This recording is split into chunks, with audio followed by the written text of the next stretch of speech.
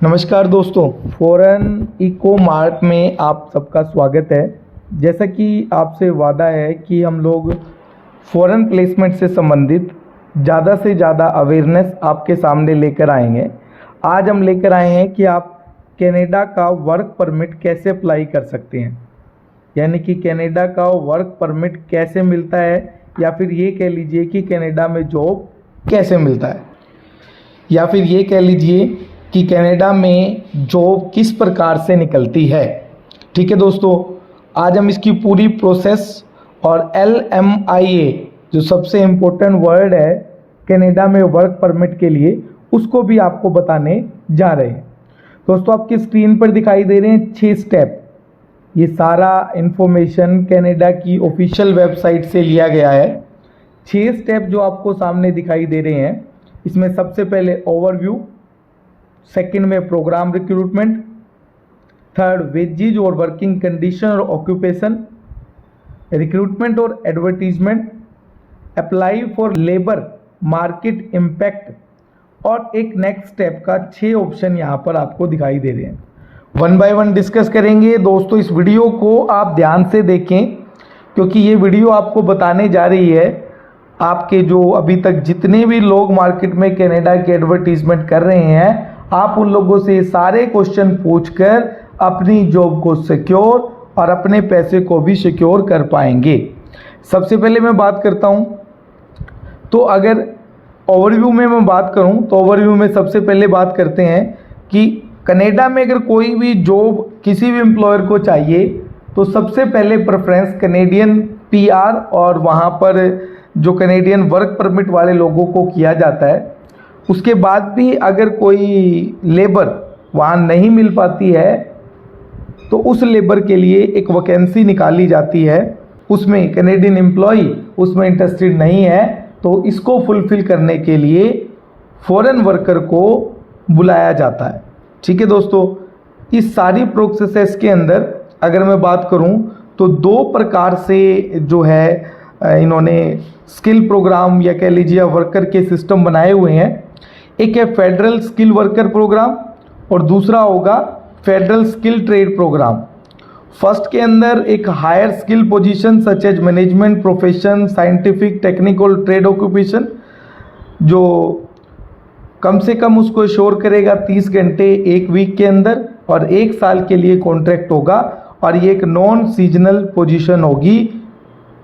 Federal skill trade program के अंदर जो skill B NOC skill B national occupation जो है, उसका स्किल बी की जो जॉब है वो फेडरल स्किल ट्रेड प्रोग्राम के अंदर होगी। ठीक है दोस्तों, अब आज ये इनके जो skill 0, skill level, skill A, 5 तरह की जॉब्स में पूरे कनाडा को बांटा गया है।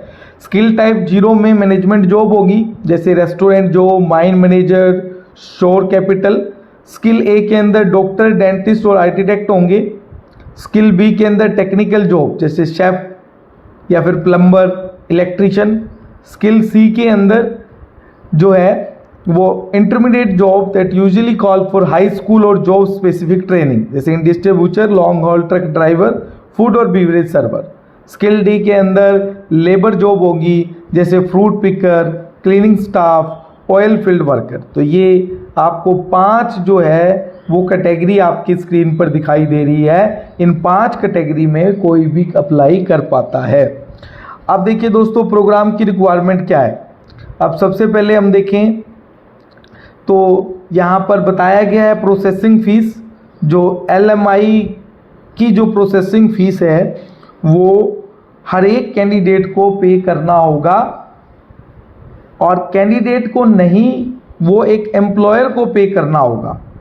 और कोई भी एम्प्लॉयर जो कैनेडियन लॉ है उसके अनुसार कैंडिडेट से चार्ज नहीं कर सकता है। लेकिन अगर किसी फैमिली की gross income $1.5 lakh Canadian dollar से कम है और वो अपने 13 साल के छोटे बच्चे को 13 साल से छोटे बच्चे को एक केयर गिवर देना चाहता है तो वो एग्जेम्प्ट होगा। उसके अलावा कुछ और लोग जो LMI की फ़ीस के लिए एग्जेम्प्ट होंगे, अगर वो एम्प्लॉय सपोर्ट कर रहा है एक फॉरेन नेशन एप्लीकेशन को परमानेंट रीजन के लिए। उसके अलावा एग्रीकल्चर में फार्म मैनेजर सुपरवाइजर के लिए है, जिसका ऑक्यूपेशनल क्लासिफिकेशन बताया गया है 821, 822, 8252 और 8255। तो इसलिए एम्प्लॉयर को कम से कम LMI के लिए 1000 कनेडियन डॉलर की फीस पे करनी होगी पर जॉब रोल के हिसाब से। यानी अगर वो एक व्यक्ति को बुलाना चाहता है तो उसके लिए 1000 कनेडियन डॉलर, जो ऑलमोस्ट 62,000 रुपीज़ इंडियन करेंसी के हिसाब से होती है। ठीक है दोस्तों, लैंग्वेज के लिए आइलेट्स कोई कंपलसरी नहीं है। लैंग्वेज के लिए 2 लैंग्वेज को प्रेफरेंस दी गई है, एक इंग्लिश को, दूसरा फ्रेंच को। तो दोनों ही लैंग्वेज में से कोई भी लैंग्वेज, एक लैंग्वेज को वो एम्प्लॉय अच्छे से अंडरस्टैंड कर पाए। उसके अलावा वेजेज की क्या कंडीशन है, कितना मिनिमम वेजेज होगा, ये सारा का सारा जो है कैनेडियन का एक जॉब बैंक है, वहाँ पर कनाडा ने सारा बताया हुआ है कि कितना मिनिमम वेजेज उसको करना होगा। ठीक है दोस्तों, अब आ जाइए 3rd स्टेप के बाद 4th स्टेप पर कि रिक्रूटमेंट और एडवर्टीजमेंट। ये सबसे इम्पोर्टेंट पॉइंट है। एम्प्लॉयर को अगर कनाडा में कोई भी एम्प्लॉई नहीं मिल पा रहा है तो वो उसके लिए एक एडवर्टीजमेंट पब्लिश करेगा और कुछ समय इंतज़ार करेगा। जब कोई एम्प्लॉय उसकी रिक्वायरमेंट को पूरी नहीं कर पाएगा, ओनली उसी केस में वो किसी भी फॉरेन वर्कर को अप्रोच कर सकता है कनाडा में काम करने के लिए। ठीक है दोस्तों, उसके अलावा अगर मैं बात करूं 5th स्टेप में, एडवर्टीजमेंट जब अप्रूव हो जाएगी तो वो लेबर मार्केट इम्पैक्ट असेसमेंट यानी LMI के लिए अप्लाई करेगा। मैंने पहले ही बता दिया है, जिसकी फीस 1000 कनेडियन डॉलर है। अगर वो एग्जेम्प्ट नहीं है तो एग्जेम्प्ट के भी दोनों हम डिस्कस कर चुके हैं। इसको अप्लाई करने के लिए LMI का ऑनलाइन पोर्टल बनाया गया है। ऑनलाइन पोर्टल की स्क्रीन आपकी स्क्रीन पर दिखाई दे रही है। इस स्क्रीन पर जाकर आप साइन अप नाउ कर सकता है, लेकिन ये सिर्फ वही कर सकता है जो कनाडा के अंदर एम्प्लॉयर रजिस्टर्ड है और वैलिड जॉब बैंक के अंदर उसका रजिस्ट्रेशन सक्सेसफुली हुआ है। यानी हर कोई यहाँ पर रजिस्ट्रेशन नहीं कर पाएगा। ठीक है दोस्तों, अब आ जाइए एप्लीकेशन फॉर्म में क्या क्या डॉक्यूमेंट चाहिएंगे LMI को अप्लाई करने के लिए। सबसे पहले LMI का एप्लीकेशन फॉर्म है, जिसके अंदर एम्प्लॉयर जो must provide the name of the foreign nation, कहाँ वो जाना चाह रहा है, और अगर फ़ीस अप्लाई नहीं है तो वो फ़ीस अगर एग्जाम्प्ट है तो उसके बारे में बताएगा। उसके बाद वो कैटेगरी बताएगा कि कौन से शेड्यूल की जॉब उसने ऑफ़र की है। 3rd पॉइंट पे ऑफ़र लेटर जो है वो साइन किया हुआ एम्प्लॉयर और एम्प्लॉई जो फॉरेन एम्प्लॉई है उन दोनों के द्वारा साइन। उसके अलावा प्रूफ ऑफ बिजनेस लेजिटिमेसी और सबसे लास्ट सबसे इम्पोर्टेंट प्रूफ ऑफ एडवर्टीजमेंट भी उसको देना पड़ेगा और बताना पड़ेगा कि कितना लॉन्ग उसने एडवर्टीजमेंट पब्लिश किया है। ठीक है दोस्तों, अब आ जाइए 6th स्टेप में। अगर मैं बात करूँ LMI अप्लाई करने के बाद ये या तो पॉजिटिव आएगी या फिर नेगेटिव आएगी।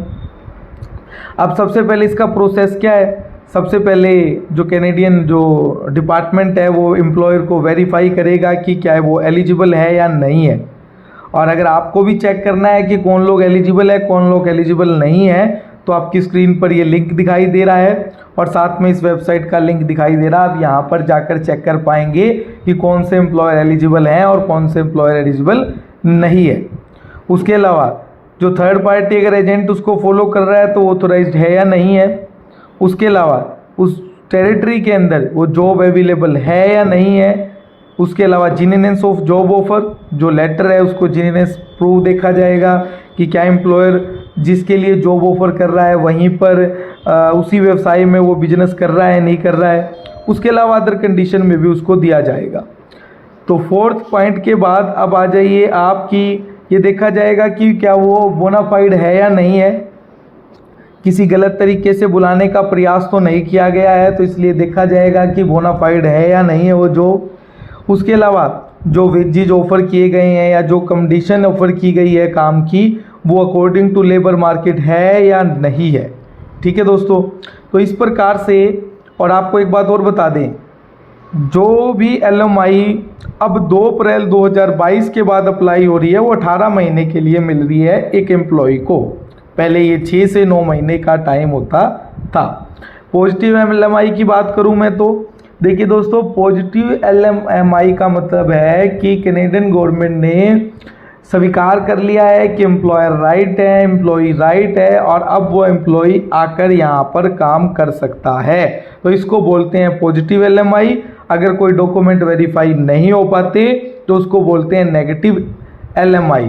और इसके बाद जैसे ही वो LMI उसको मिल जाती है, उसके बाद वो वर्क परमिट के लिए अप्लाई कर पाएगा, और वर्क परमिट के लिए अप्लाई करने के बाद उसको वहाँ का वीज़ा सेक्शन हो जाएगा।